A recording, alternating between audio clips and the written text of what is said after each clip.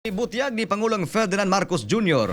nga misulay matud pa ang abogado ni kanhi Ako Bicol Party List, Representative Saldico, sa pag-blackmail kaniya. Matud pa sa presidente giduol kuno sila sa kampo niko o ganiingon nga kung dili makanselar ang passport niko, dili siya mo pagawas og video. Ipadayag sa Pangulo nga dili siya makiga negosasyon sa mga kriminal o gipamugos nga dili siya mo atras sa bisan unsang pressure sa o hulga. Yatagan usab gibugaton sa punong ehekutibo nga bisan pa kung kapila ka beses mo pagula og video sa tanan nga mga bakak niko aron na pag-destabilize sa gobyerno, kanselahon gyapon ang pasaporte sa kanhi kongresista. Siko adunay warrant of arrest nga giluwatan sa Sandigan Bayan.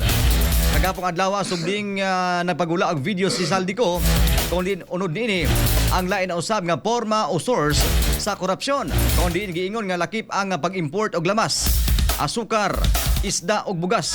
Gikuhaan gihapon gikuhaan gihapon sa gamahanang apelyido sa nasod. Express Balita. Express Balita.